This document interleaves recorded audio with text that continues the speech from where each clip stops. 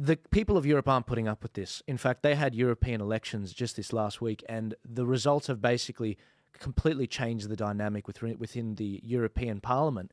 The results of this were so shocking with regards to France that it basically looks like our referendum map. So you can see that, that you guys might remember our referendum map with regards to the voice of the Parliament. It was just Canberra. Not even the Northern Territory, but it was just Canberra that voted for the establishment's proposal to put an Aboriginal voice in the Parliament. This particular map here shows you the blue area, which is basically the more right-wing anti-mass immigration movement. They're not Nazis. They're just people that, they think it's just too quick culturally, in terms of infrastructure, in terms of everything. And the government's not listening. And that's exactly what we're seeing with regards to this map, the blue area, whereas Macron's sort of party is more in amongst Paris, which is what you can see that dot is. Sorry, where's Paris? Can you just point out Paris? I can't see Paris there. Sorry, guys. It's not 4K. Sorry, guys. So Elon Musk, President Macron has basically called an early election as a result of this. I don't know what he's doing. I'm not sure if he's trying to strategically stem the blood from flowing.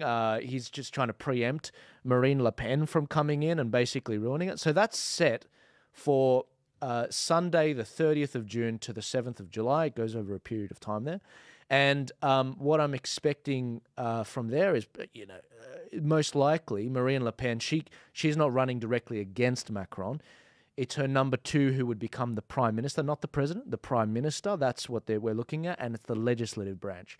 But very soon, in the next few years, we could see a runoff again between, as you can see on the screen, Marine Le Pen and Emmanuel Macron.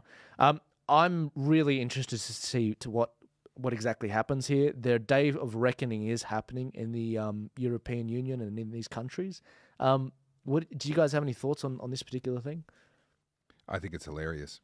I think it's but this has been obviously coming for quite some time. I mentioned earlier, every culture breeds its own counterculture. Let me add a second layer to that.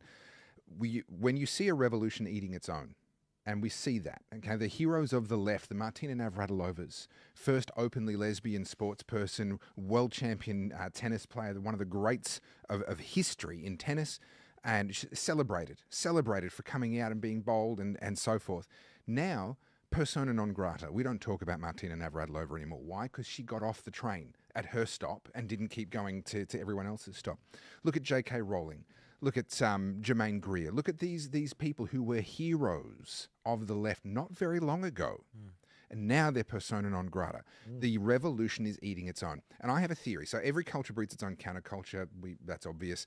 The revolution always ends up eating its own. That's also relatively obvious. But what is really interesting to me is what happens when you see both of those things happening at the same time.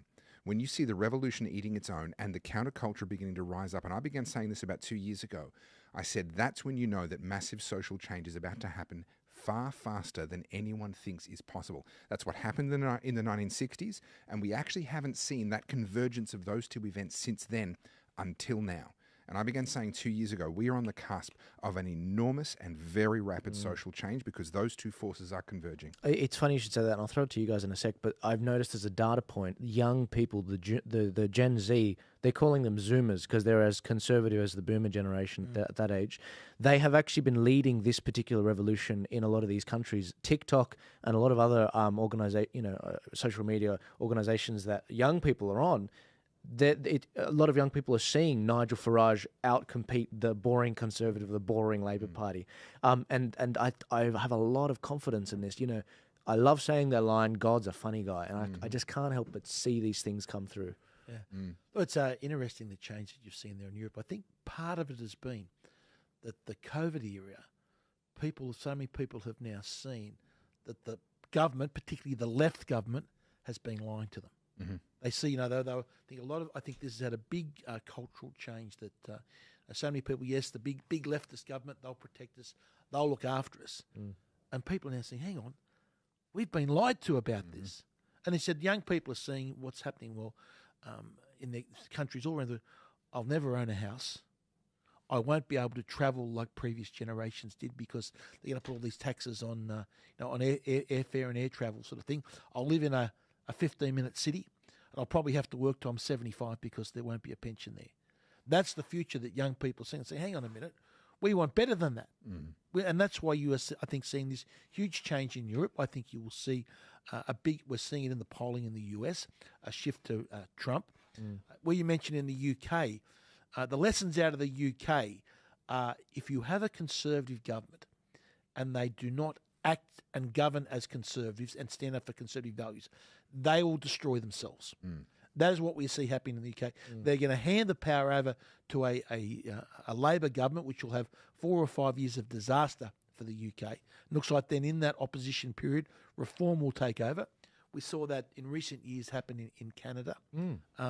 And that's the trend. We see it in, as you mentioned, Victoria. Victorian Liberal Party, because they are so weak, because they are not standing up for the values and trying to mirror what the left are telling them, simply fade away in the polls, and you'll see the destruction of the parties.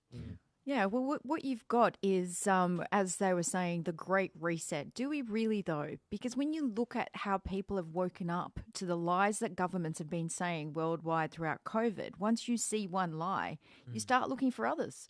And you can't actually shut down seeing them everywhere. It's left, right and centre.